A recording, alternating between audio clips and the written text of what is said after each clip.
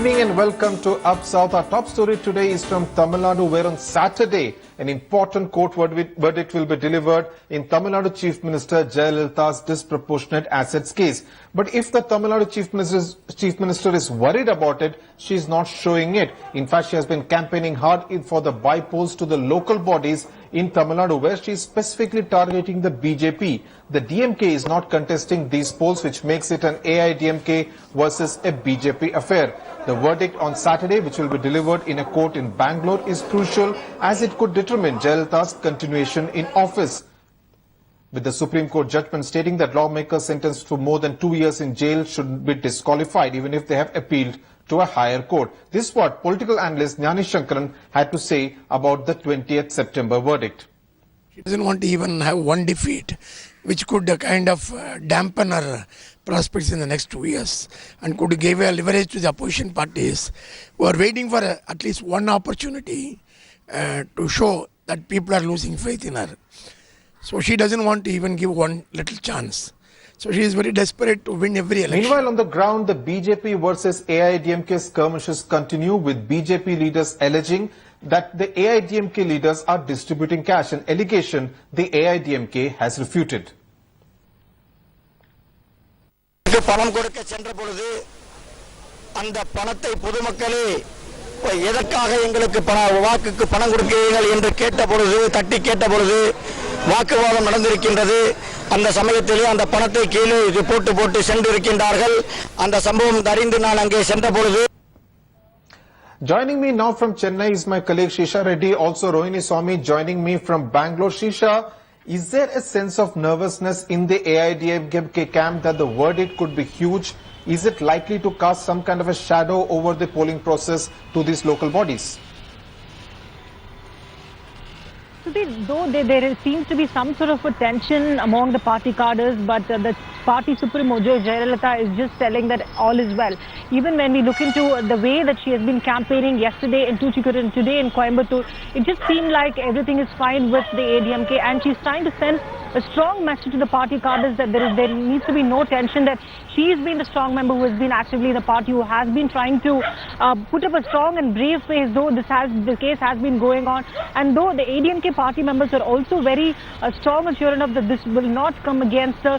So this is just because of Jayalalithaa, who is putting up a strong and brave face, and she has been doing the things that she's not keeping away from the news or be it anything, meeting people in the secretariat today. Also, she met the Andhra coordinator who is in the city today. So she has been doing a lot of things that she is continuing to do so. So nothing seems to be going on the other way around for Jayalalithaa. She's just telling people that all is well. Right. So Jayalalithaa telling people all is well. Rohini, the verdict is going to be delivered at that Bangalore court, but Jayalalithaa significantly has written asking for more security in Bangalore on the 20th of September. Now, what kind of security is likely to be provided by the Bangalore and Karnataka police on that very, very crucial day? Well, she has filed a petition in the court seeking more security, and also that the case final, when the order comes, it be given in Kalpana Agrahara, which is central jail in Bangalore. But we've been speaking to my sources in the police, and they have been saying that as of now they don't have any official communication for extra security. But yes, like last time when Jayalalithaa came into Bangalore, we've seen a posse of policemen, nearly 1,500 policemen. This includes policemen from Tamil Nadu and Karnataka who are deployed there. Apart from that, Section 144 was imposed around that area. Not just that, only the lawyers associated with the case were allowed to enter and go out of the court. That was the kind of security cover that was given. Obviously, then she was not a chief minister. This time she's a chief minister. It is going to, obviously, she's going to have more security. And the petition she has filed, when I spoke to the Commissioner of Police of Bangalore, he said, based on that petition, if there is any threat perception, they will see to that adequate security will be provided to her. Right. Thanks, Rohini, for joining us from Bangalore. Shisha, also, what is the kind of reactions you're getting from the DMK camp? Because they would look at this as a huge opportunity, because whatever happens to Jayalalithaa would have a bearing on the fortunes of the DMK looking ahead to the 2016 assembly elections. Well, that's right. So not just DMK, even the other political parties are also keeping a close eye on what's going to happen in the court. And September 20th is going to be a big day in the politics of Tamil Nadu. And DMK especially because K. Anbadagan, the General Secretary, actually appealed to the court to move this case to the Mangalore court for a fair trial. So this will be another point for DMK to keep their eyes very close to this particular case, that how it's going to frame up. And even the DMK, for them, this will be the one major point. If at all the case turns against Jayalalithaa, DMK will have a point to campaign for the 2016 forthcoming elections after DMK facing such a trouble in the recent elections. So this will be another positive or a plus point for DMK if something happens the other way around for the AIADMK Supremo. So not just DMK, even other political parties are also keeping a close eye. Right. Shrisha, thanks a lot for joining us with that perspective from Chennai. The 20th of September verdict in that Bangalore court is going to be huge. It will have huge implications for the politics of Tamil Nadu. Now, will there be a hitch in the Dasara festivities in Mysore this year? Well, all indications are that there seems to be some problem, some kind of a standoff taking place between the royal family of Mysore and the Karnataka government, because the royal family is reluctant to allow cultural festivities inside the Mysore palace as the mourning for King Srikanta Wadiya still continues. He passed away in December last year. Joining me now from Bangalore is my colleague Pratibha Raman. Pratibha, some kind of discussions have been taking place between the royal family and the representatives of the Karnataka government. What's the kind of compromise that is being worked out? Well, in fact, the Karnataka CM has now set up a Dasara executive committee headed by the Revenue Minister, Mr. Srinivas Prasad, who has been in talks with Pramoda Devi and has been trying to convince her to have these festivities. In fact, some of those cultural programs that can be taken off, some of those cultural programs that can be retained. In fact, on the last day, there is a huge event that's called the Jambu Savari, which has to be done, and the responsibility lies with the government. So these kind of formulas that have been working out between the two parties, but then Pramoda Devi is quite insistent in the fact that these cultural programs should be avoided, those that happen within the premises of the palace as well as inside the palace. So all those programs must be taken off, but then the fact lies that these are the main programs that add value to the Dasara festivity. So we'll have to wait and see what kind of formula would be worked out. But then Mr. Srinivas Prasad is in talks with Pramoda Devi the whole day today, with people like the local MLA, the Commissioner of Police, all of them trying their bit to convince Pramoda Devi there. Right. Pratibha, also the 9-day cultural festival which is held in Mysore is also one of the highlights of Karnataka tourism. Now, what's the plan B that the Karnataka government has if the royal family does not budge from its stand? Well, then the Karnataka government will have to resort to having these cultural programs that have to be held in a different venue, perhaps in Mysore itself, but then not inside the palace, but outside the palace. But then Pramoda Devi should agree to the fact that the Jambu Savari should happen at least around the palace, perhaps if not inside, outside. So this is the kind of formula that will be worked out. But even the sentiment in Mysore, where the citizens of Mysore do themselves feel that, you know, they are attached with Mr. Wadiya, and they feel that the program must be slightly toned down because it is the mourning period that is still not completed for Mr. Wadiya. So that is the kind of sentiment that even the citizens of Mysore reflect. So perhaps it wouldn't be that grand a celebration, but definitely Dasara festival would remain a part of Mysore.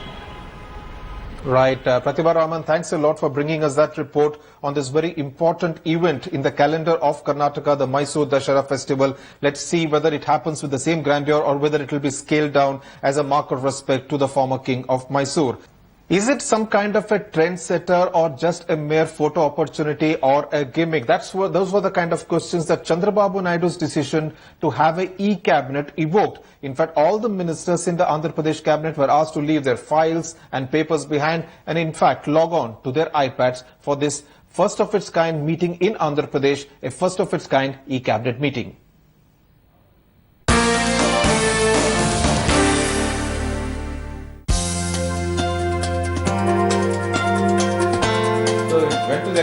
Andhra Pradesh's Environment Minister Gopal Krishna Reddy is a happy man.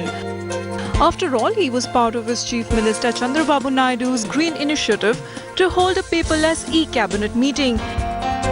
that had all ministers logging into their iPads instead of pouring into bulky files. It is in a better way. People who are to govern, if they know what is happening, then the governing will be better governing. Information at command will be there. Naidu's effort at this cabinet meeting was to reinforce his tech-savvy image as he completed 100 days in office. It's going to be on the cloud within a very short period of time. So think of the speed, think of the efficiency and the communication process, which is much, much better than what it would otherwise be. So considering all these aspects, it's a great thing. I hope that Mr. Chandrababu Naidu will once again become a trendsetter for these kind of meetings all over the country and maybe elsewhere too. The cabinet ministers accessed the agenda through a specially designed app, and to ensure confidentiality, each minister was also given a password. Chandrababu Naidu clearly wants his ministers to be smart before they start discussing the process of converting towns in Andhra Pradesh into smart cities. And for ministers not comfortable with a paperless way of working, Naidu has made it clear that reluctance to embrace it could also mean logging out of office. In Hyderabad with Ratnika Sharma, TS Sudhir for Headlines Today. And finally a story from Mangalore where a temple has auctioned more than 8,000 sarees in the last 3 months, raising 27 lakh rupees for the temple.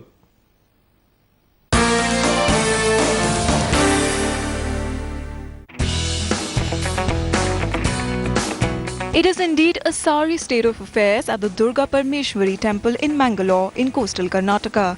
With devotees to the temple offering sarees to goddess Durga as part of a ritual, the temple management finds itself short of shelf space to store them and is doing a festival sale this season. In the last 3 months, the temple has auctioned close to 8,000 sarees, raising 27 lakh rupees. Shri ಕ್ಷೇತ್ರ ಕಟೀಲಿನ ಭಕ್ತರು ಹೇಗೆಂದರೆ ವರ್ಷಕ್ಕೆ ಕಡಿಮೆ ಪಕ್ಷ ಎಷ್ಟು ಅಂತಂದರೆ ಒಂದು 50 ರಿಂದ 60 ಲಕ್ಷದಷ್ಟು ಜನ ಇಲ್ಲಿ ಬಂದು ಭಕ್ತರು ಇಲ್ಲಿ ದೇವರ ಸೇವೆಯನ್ನು ಮಾಡ್ತಾರೆ. ನಮ್ಮ ಗರಿಷ್ಠವಾಗಿರತಕ್ಕಂತಹ ಸೇವೆ ಯಾವುದು ಅಂತ ಹೇಳಿದರೆ 6 ಲಕ್ಷದವರೆಗೆ ಹೂವಿನ ಪೂಜೆ ವರ್ಷ ಪ್ರತಿ ನಡೆಯತಕ್ಕಂಥದ್ದು. This temple has seen high-profile devotees like Shilpa Shetty and Aishwarya Rai Bachchan in the past and received close to 23,000 sarees last year. The management wants to increase the frequency of auctions to make most of the footfalls. With Rohini Swami, Bureau Report, Headlines Today. That's it then on Up South this Monday evening. News and updates will continue on Headlines Today.